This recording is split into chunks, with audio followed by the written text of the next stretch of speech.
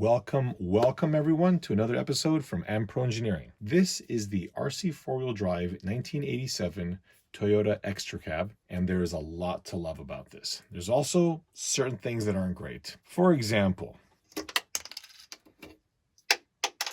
there, much better. I hate these stupid little clipped-on garbage things here.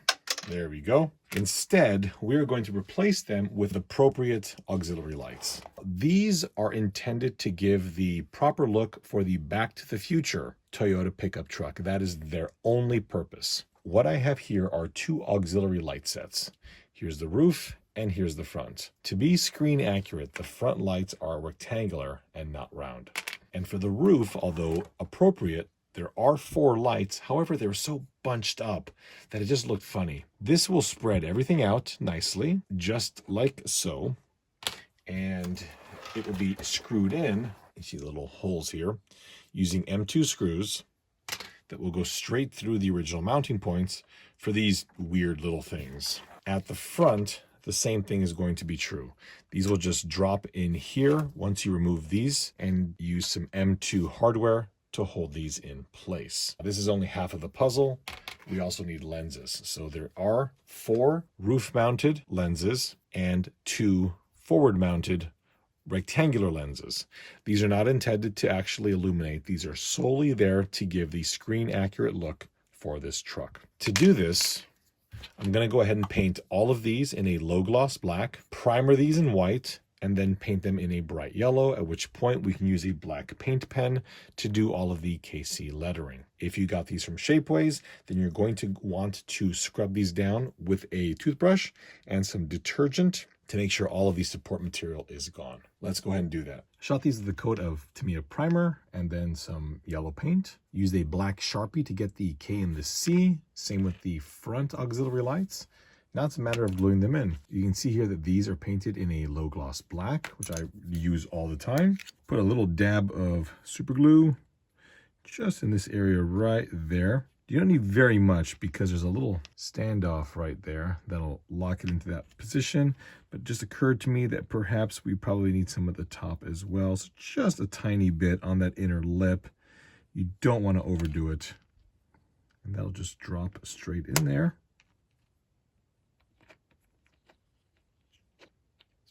You do want to make sure that they're all properly seated, like so. Give these guys a few minutes. Move on to the fronts. Same as the other one, just get a little bit of super glue or cyanoacrylate right in these areas here.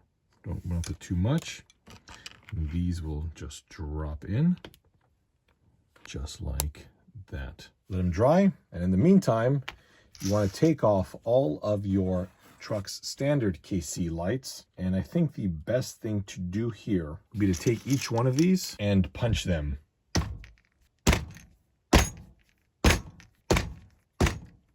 When you're done punching all the things that you paid for at one point, you want to go ahead and look at the truck and remove the bases. To do that, we're quite fortunate we have access right there on both of these. It looks like those are 1.5 millimeter Allen heads, and at the back of the truck, it looks like we can pull off just the roll bar. That is a 2 millimeter Allen head screw. Unless you get a, you can probably pull these off by just using a regular Allen wrench in here, but I might just pull off the roll bar. Once you remove these little guys here, you can try and use the original hardware. I found that it worked on this side, but not on this side. So I ended up just getting rid of the screw that it came with and getting a longer M2 screw. I believe it was a 8 millimeter M2 screw. And then you just put a little nut on both sides of that. The nut, not gonna lie, kind of hard to get on, but once you've got it on there, you're pretty much all set. Use a little dab of thread lock and that'll hold these things very nicely in place. The screws I pulled out are these little self-tapping screws, and what's interesting about them is that the head is strangely small. Usually the diameter of the head is much larger, and this is done on purpose. These two tubes go very closely to each other, and a normal size screw head won't fit. So when I tried to put this machine screw in there, it gets stuck. The good news is I thought of that. What you're going to do is put the screw in the other direction, just like that. So we'll just drop the nut in, put it on top of the screw, get some needle nose pliers, hold it in place while we screw it down. That's a lie, by the way. I didn't think of this. This was purely coincidental. Once you've got those screws in, you're all set. I probably should have painted the screw heads black. Yeah, we can do that later. So there we are. And go ahead and remount that to your truck.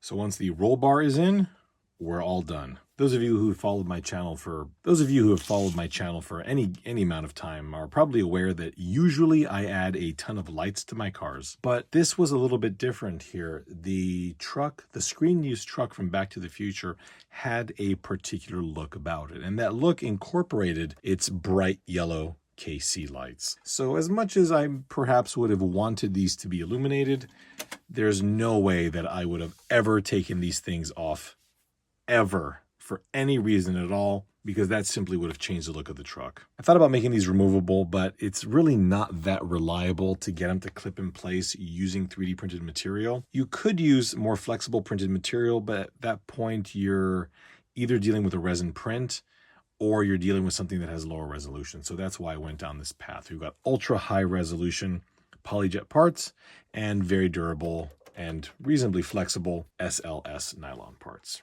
My friends, I hope you enjoyed this. Again, links to everything are in the description. Quite a lot has happened to this truck, and we will cover it a bit more in the future. So please stay tuned, and we will see you next time.